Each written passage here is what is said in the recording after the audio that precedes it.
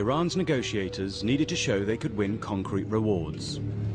So one of them approached the IAEA director to help get trade concessions from Europe to impress the voters. Iran's next round of elections was imminent. A lot of candidates from the election will benefit from us losing this, yeah, I know this that. negotiation. I know that. They will not see favorably a success in these talks, and they're rather influential people. Both Europeans as well as the negotiators have lost credibility in Iran. It's not a problem of confidence on their side, it's a problem of confidence on our side, as well as confidence in our own sort of credibility at home. Die Iraner waren unter innenpolitischem Druck, wir wiederum waren unter Abstimmungsdruck mit den USA. Es war nicht einfach, hier schnell voranzugehen. Wir konnten nichts anbieten, was am Ende keinen Bestand haben würde. At the 2004 UN General Assembly, Jack Straw set up a meeting with Iran's Foreign Minister, Kamal Karazi, to see if there was any way forward. But Straw was late for the meeting. There was a crisis. A British civilian, Ken Bigley, had been taken hostage in Iraq. Jack is he's having to phone the family of the hostage we have in Iraq. It's obviously extremely difficult for us. It's a huge. Yeah, the same problem. 2 years earlier, the West had spurned Iran's offer of help to deal with Iraq. Now, Karazi couldn't resist pointing out how much that refusal was costing. It's obviously very dangerous environment. It is a dangerous environment. Sure. More dangerous. It was more safe when Saddam Hussein was involved. For whom was it more safe?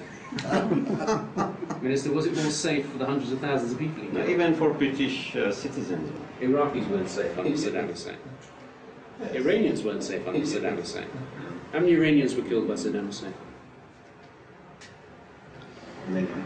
Yeah. And they were killed by arms supplied by European countries, Americans, and chemical weapons supplied to. You were not supplied by us. No. Let's see. Anyway. So how are you? I'm okay. Difficult times. How are you? Fine. A few minutes later, Straw showed up and broke the tension. But the two sides were no closer to breaking the impasse over Iran's nuclear enrichment. The Iranians wanted trade embargoes lifted. Europe couldn't deliver. Long-standing American sanctions punished anyone who traded with Iran. حتی هواپیمای مسافربری رو که ما در این زمینه مشکل داریم و جان شهروندانمون در خطره، با فشارهای غیر منطقی آمریکا به سادگی دسترسی به امکاناتی که بتونیم نوسازی بکنیم ناوگان هواییمون نداریم. Jack Straw decided to ask Colin Powell to let Europe offer some incentives, some carrots, to Iran. He raised it at the annual dinner of G8 foreign ministers. I had a very close relationship with Colin Powell. I talked to him and said, we've got to give something to them and let us see. It's in our interest to try and give something to the Khatami regime. On a senti qu'il acceptait, en fait, le principe des carottes et que peut-être on pourrait espérer, du côté américain, un geste. On savait, on avait dit aux Américains, vous savez, un geste, c'est sans doute les avions. Et donc seuls les Américains pouvaient faire ça.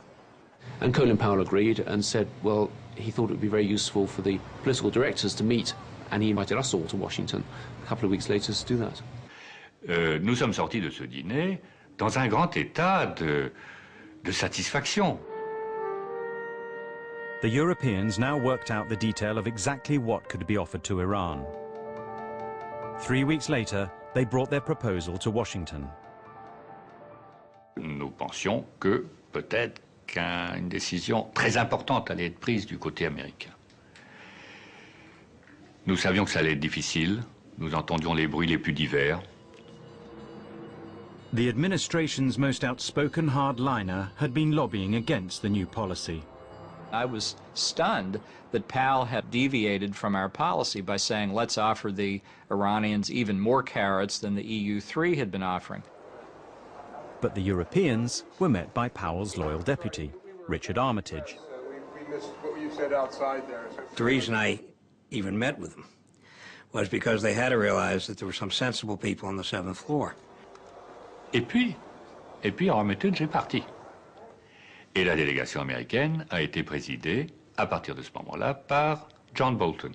You could see the evident dissatisfaction on John Sawyer's face because I was still there. And I leant over and said, let me know if I can help in terms of achieving a common outcome to this. And I just got a sort of frosty glare. In the face of Bolton's hostility, Sawyers presented the new plan on behalf of the Europeans. Our proposal included spare parts for their aircraft, possible sale of new aircraft, the capacity for international nuclear companies to cooperate with the Iranians on civil nuclear power. Bolton nous a écoutés avec un visage qui ne bougeait pas. Bolton said, right, has everybody else spoken? Okay. And he got out a sheet of paper and said, this is the US position. We expected Iran to suspend all of its uranium enrichment activities and come into full compliance with its safeguards obligations. And not until that happened would we consider anything. Le voilà en train de lire comme un fonctionnaire soviétique un texte, un papier, qui était un papier de fermeture totale.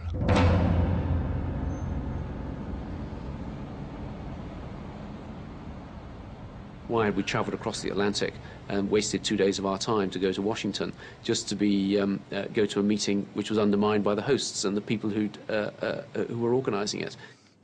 Well, a lot of parts of U.S. policymaking doesn't make sense from the outside, but John Bolton was placed in the department by the Vice President of the United States, who had great faith in his ability. Unfortunately, when he's not on your side, and it's very difficult to fire him, you couldn't have a worse enemy. Soon afterwards, Secretary of State Colin Powell and his deputy Richard Armitage announced their resignations. The next talks between the EU3 and Iran were scheduled in Paris. Neither side had much to offer, but neither was willing to accept failure. So the Iranians agreed to a complete suspension for 3 months, while the Europeans would try to find ways to increase trade. We put it in the Paris Agreement that suspension is essential as long as negotiations proceed.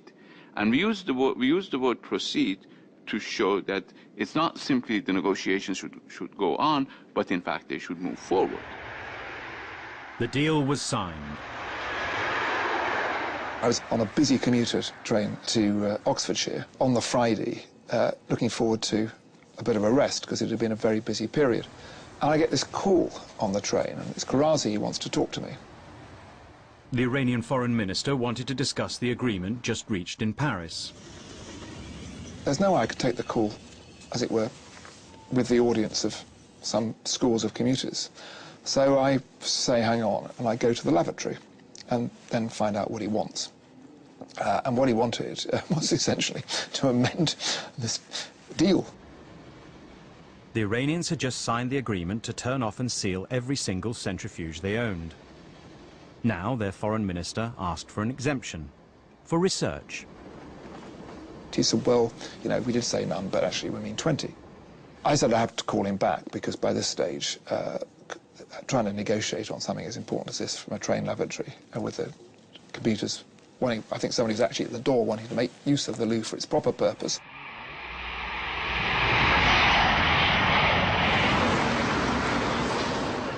Jack phoned me to tell me what Karazi had said to him. And I said I thought that sounded extremely dangerous. I got together a couple of elderly gents who'd been involved back in the time when we were developing enrichment back in the 1950s and 60s. They said, oh, I remember how we did this. We had 16 centrifuges that we ran continuously for 2 years. And after 2 years of running 16 centrifuges, we'd mastered enrichment. So if the Iranians want to keep 20 centrifuges, they probably want to do the same thing.